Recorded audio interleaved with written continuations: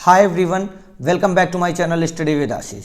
तो जैसा कि आप सभी लोग जानते हैं, बिहार शिक्षक भर्ती में 3 नवंबर से फॉर्म भरे जाने की ऑफिशियल नोटिस आई हुई है कि हम संभावित तिथि 3 तारीख से फॉर्म भरेंगे। उससे पहले हमें अपने डॉक्यूमेंट्स में क्या क्या डॉक्यूमेंट्स हमें ऐसे हैं जो तैयार रखने चाहिए, कौन से डॉक्यूमेंट्स में जो गलती है और सुधर सकते हैं उनको सुधरवा लेना चाहिए, और कौन से ऐसे डॉक्यूमेंट्स हैं जिनको हम इस 1-2 महीने के अंदर नहीं सुधार सकते, तो उनके लिए हमारे पास रास्ता क्या है, और महिलाओं के लिए कितना नंबर सीटेट में क्वालिफाइंग है इसकी जानकारी देंगे, और जिनकी महिलाओं का 10th में केएम लगा है उनको क्या करना है, आधार कार्ड से ओटीपी को कनेक्शन क्या है, इन सारी चीज़ों पर हम डिस्कशन करेंगे। क्योंकि आप सभी लोग जानते हैं कि बिहार शिक्षक भर्ती जो फर्स्ट फेज़ हुआ था उसमें बहुत सारे कैंडिडेट्स को बहुत सारी समस्याओं का सामना करना पड़ा, और उसमें से लगभग 99% समस्याओं का समाधान हम लोगों ने मिलकर करवाया है। ये जो पुराने कैंडिडेट्स होंगे वो कमेंट करके बता सकते हैं कि हमने कितनी हेल्प उन लोग की है। बाकी इस वीडियो में मैं आपको आने वाले जो भर्ती है सेकंड फेज में उसमें बताऊंगा क्या क्या डॉक्यूमेंट्स आपको नेसेसरी है तैयार रखना, और अभी से तैयार रख लीजिए, 1 हफ्ते का टाइम है, जो चीज़ें नहीं बन सकती वो बनवा लीजिए। बाकी आरक्षण संबंधित जो भी दस्तावेज हैं सारी बातें आज इस वीडियो में हम करेंगे। तो आप अगर अभी मेरे चैनल पर नए हो तो चैनल को सब्सक्राइब कर लीजिए, वीडियो को लाइक करिए, शेयर करिए, वीडियो पसंद आएगा तो कमेंट करिएगा। तो चलिए वीडियो की शुरुआत करते हैं। सबसे पहले हम बात करते हैं कि हमारा 3 तारीख से फॉर्म भरा जाना है, उसमें हमें कुछ दस्तावेज की आवश्यकता पड़ेगी। जैसे नेसेसरी में हमारे आधार कार्ड, एक आपकी आईडी लगेगी जो कि सबसे इंपॉर्टेंट होती है आधार कार्ड, क्योंकि आधार कार्ड आप नहीं भी लगाए थे जो फर्स्ट फेज वाले, उनका भी आधार नंबर से ओटीपी वहां पर ली गई है, और जिनके साथ समस्या आई उनको सीधा सीधा लौटा दिया गया था। उसके साथ साथ शैक्षणिक प्रमाण पत्र, जो भी आप सीटेट पेपर 2 पास हैं, ग्रेजुएशन, 12th, 10th, डीएलएड, ये हो गया। उसके बाद आपके आरक्षण संबंधित, जैसे आप बिहार के अगर रहें प्रॉपर तो आपका जाति, निवास, एनसीएल, आरक्षण संबंधित पीएच का या कोई भी आरक्षण से संबंधित दस्तावेज है उसको तैयार रख लीजिए। और एनसीएल वगैरह, आय, जाति, निवास, ये सब आपको परीक्षा फॉर्म के लास्ट डेट से कुछ दिन पहले ही करवाना है। तो इस बार 1 महीने का टाइम नहीं दिया गया है, लगभग 10-15 दिन का टाइम दिया गया है जिसमें आपको फॉर्म भर लेना है अपना, और उसी से पहले सारी चीज़ें आपको चाहिए, क्योंकि आप सभी लोग जानते हैं एग्जाम के लास्ट डेट से पहले आपका बना हुआ होना चाहिए। तो 1 हफ्ते पहले ये वीडियो मैं इसलिए बना दे रहा हूं कि जिससे आप सभी लोग जो भी गलती की हो उसमें सुधार कर सकते हैं। शुरुआत करते हैं छोटे से, आधार कार्ड से। सबसे पहले जो फॉर्म में लगता है और फॉर्म किस प्रकार से भरना है, उसमें कौन सी गलती होने से आप बाहर हो सकते हैं, इस पर भी हम चर्चा करेंगे। तो सबसे पहले मैं आपको बता दूं, आधार कार्ड से शुरुआत करते हैं। देखिए, आधार कार्ड में जो आपका नाम हो, आपके फादर का नाम हो, आपके मदर का नाम हो, वही सेम एज इट इज आपके 10th में होना चाहिए। 10th से आधार मैच तो एकदम 100% होना चाहिए, चाहे उसमें जो भी हो, लेकिन ये दोनों अगर मैच रहेगा तभी आप इसके आगे बढ़ पाएंगे। उससे भी आगे बढ़ने के पहले आपको अपने आधार से अपना नंबर लिंक कराना होगा। अभी आपके पास बहुत टाइम है, अभी आपकी परीक्षा होने में 1 महीने का समय है लगभग, तो 1 महीने में आपका आराम से नंबर वगैरह सब अपडेट हो जाएगा। 1 हफ्ते में हो जाता है इवन नंबर अपडेट। तो आप सभी लोग जिनका भी आधार से अपडेट नहीं है और बीपीएससी टीआरई 2.0 की तैयारी करना चाह रहे हैं, वो सभी लोग सबसे पहले अपने आधार का अपडेट करवा लें, अपना नंबर चढ़वा लें, और जो भी 10th में उनका नाम है वही एज इट इज नाम उनका आधार कार्ड पे होना चाहिए। ये पहली बात हो गई। अब उसमें किसी मदर नेम, फादर नेम जो भी गलती है वो 10th से आप सुधार करवा सकते हैं। उसके बाद अब आपके शैक्षणिक प्रमाण पत्र में कोई गलती है, जैसे सबसे ज़्यादा समस्या का सामना करना पड़ा महिलाओं को, 10th में केएम लगा है, बहुत सारी मोस्ट ऑफ महिलाओं को केएम का सामना करना पड़ा, जो कि उनके आधार कार्ड में नहीं था। तो उनको 1400, 1500 किलोमीटर, 2000 किलोमीटर दूर से गई थी, उनको 1 सेकंड में वहां से लौटा दिया गया। इसके लिए बहुत सारी समस्याओं का सामना करना पड़ा। हालांकि बहुत सारी जिद्दोजहद के बाद, मेहनत के बाद उन्होंने अपडेट करवा के वहां पर अपना सबमिट कर दिया, और कुछ लोग तो छूट ही गए हैं।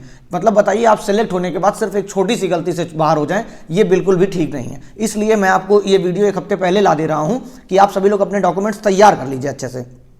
शैक्षणिक प्रमाण पत्र में मदर नेम, फादर नेम, आपके नेम में कोई भी गलती हो, जैसे आपका स्पेस नहीं है, स्पेस दिया हो, मदर नेम में गलती हो, मदर नेम का सरनेम बदला हुआ हो, कुछ भी समस्या हो, उसके लिए आप सभी लोग जानते हैं कि अगर 1 महीने के अंदर सुधार होके आ जाए तब तो बहुत अच्छा है, क्योंकि परीक्षा में अभी लगभग 38-40 दिन है। 38-40 दिन में अगर सुधार होकर आ जाता है तो आप करवा लीजिए, लेकिन अगर नहीं आता है तो उसके लिए आपको क्या करना होगा, न्यायिक दंडाधिकारी से एक शपथ पत्र बनवा के रखना होगा।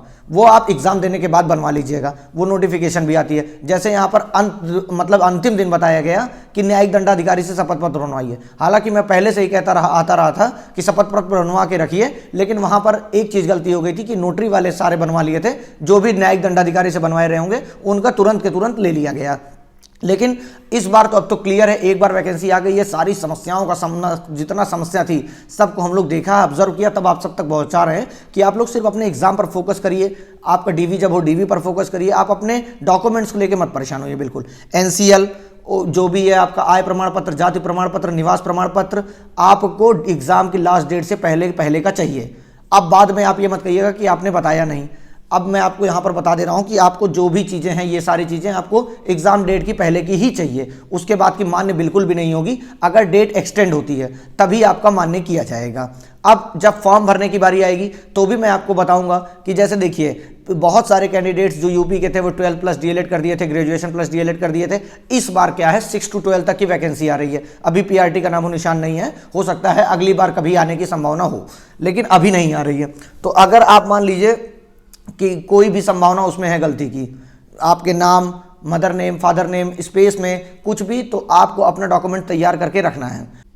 बाकी जब फॉर्म आएगा तो मैं आपके सामने पूरी वीडियो, मतलब सारी चीज़ें स्टेप बाय स्टेप लाऊंगा, क्योंकि आप सभी लोग जानते हैं बीपीएससी फिर से परीक्षा ले रहा है और ये सिर्फ 14 मिनट का टाइम देता है। उसी में कैंडिडेट्स इतने परेशान हो जाते हैं कि वो अपना सीरियल नंबर, इशू डेट, ये सारी चीज़ें छोटी छोटी मिस्टेक्स कर देते हैं और इस बार भी फॉर्म में एडिटिंग करने का मौका एक बार भी नहीं मिला है। और आपका फॉर्म वहाँ पर अगर मैच करते हैं तो इन सब समस्याओं के कारण आपको बाहर कर सकते हैं। तो आप सभी लोग को पूरा एकदम ध्यान से जितनी चीज़ें मैंने बताया, आपका कोई एरर हो, चाहे किसी भी प्रमाण पत्र में, आधार कार्ड, 10th की मार्कशीट, 12th की मार्कशीट, ग्रेजुएशन की मार्कशीट, डीएलएड की मार्कशीट, बीएड की मार्कशीट, किसी भी चीज़ में समस्या हो वो आप निकाल लीजिए, मतलब उसका समाधान कर लीजिए। और जिसका समाधान ना हो पाए उसके लिए आप एग्जाम देने के बाद एक न्यायिक दंडाधिकारी से एफिडेविट बनवा लीजिएगा। उसी के साथ साथ आप सभी लोग जो एनसीएल वगैरह है उसके लिए मैंने बताया, आप अपनी डेट को एकदम, जो डेट अगर एक्सटेंड होती है तब तो आपको थोड़ा दिन और मिलेगा, लेकिन एक्सटेंड नहीं होती तो उससे पहले का ही चाहिए। तो आप बाद में बनवा कर अगर मुझसे पूछेंगे अपलोड कर दिया जाए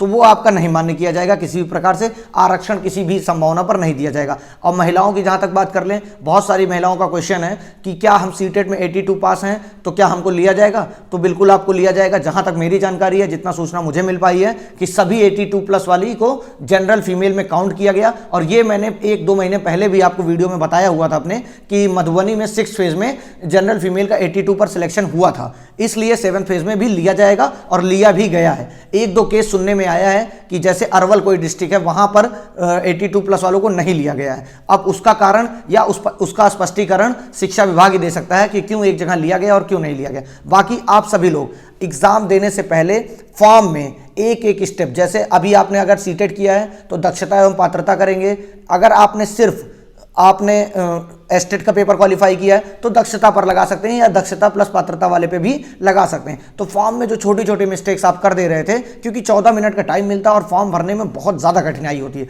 लेकिन मैं आपके सामने पूरा स्टेप बाय स्टेप 3 तारीख को ही जैसे फॉर्म आएगा मैं आपको स्टेप बाय स्टेप बताऊंगा उसमें कि क्या क्या आपको कहाँ कहाँ लिखना है। और अगर आपके 10th में केएम लिखा है और आपके आधार कार्ड में केएम नहीं लिखा है तो आपको अपने फॉर्म में कुमारी ही लिखना है आगे, या आपका जो भी 10th में नाम है, चाहे मेल हो चाहे फीमेल हो, वही आपको same as it is Aadhaar card पे होना चाहिए। उसके बाद जो भी डॉक्यूमेंट्स हैं, ये मान के चलिए कि एनसीएल वगैरह हो गया, इन सब में 24 घंटे में या 48 घंटे में ये बन जाते हैं। आप सभी लोग अपना बनवा के सुधार करवा सकते हैं। हालांकि 12th और ग्रेजुएशन ये सब मार्कशीट जमा करके 2-2, 2.5-2.5, 3-3 महीने लगते हैं, तो इसमें जो भी गलती रहेगी उसके लिए भी मैं बहुत सारी वीडियोज आपको बताऊंगा या पिछले भी बना चुका हूं। लेकिन जो नए कैंडिडेट्स हैं वो ये चीज़ समझ लें कि अगर आप कोई छोटी भी गलती है तो उसको बाद में आप अपना एक एफिडेविट लगवाएंगे, वो भी न्यायिक दंडाधिकारी से, वो भी एग्जाम देने के बाद। हो सकता है इस बार सूचना पहले ही दे दी जाए, क्योंकि एग्जाम के लिए 1 महीने का भी समय नहीं दिए, तो इसमें किस प्रकार से हम अपना सुधार कर सकते हैं।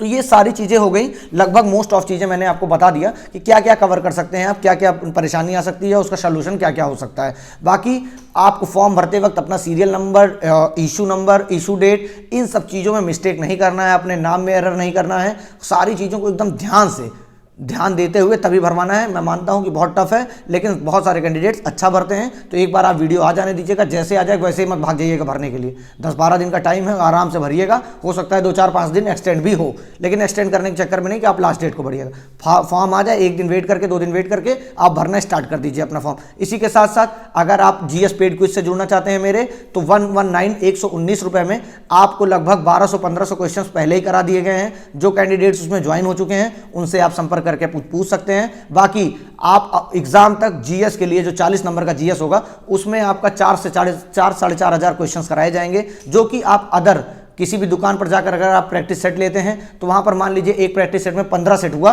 और उसमें 120 क्वेश्चन हुआ, तब भी 1500-1600 क्वेश्चन से ज़्यादा नहीं होगा। लेकिन आपको मात्र 119 रुपये में 3,500 से 4,000 क्वेश्चन एग्जाम तक दिए जाएंगे, वो भी ऐसे क्वेश्चन जो बीपीएससी में आने के लिए अति संभावित हैं, मतलब बहुत चांसेस हैं उनके आने की, क्योंकि हम सभी लोग पूरा उसका पैटर्न फॉलो करके उसके क्वेश्चंस को बना रहे हैं। तो आप मेरे व्हाट्सएप नंबर पर कमेंट करके या मैसेज करके बता सकते हैं कि आपको ग्रुप से ज्वाइन होना है, तो वहां से आपको आगे का प्रोसेस बता दिया जाएगा कि कैसे क्या करना है। तो चलिए, ये बात तो हो गई क्विज की। अब आप सभी लोग अपने डॉक्यूमेंट्स को रेडी रख लीजिए, क्योंकि आपके पास अब 40 दिन तो कल तक था, अब 39 दिन बचा है एग्जाम डेट को, जो संभावित डेट है।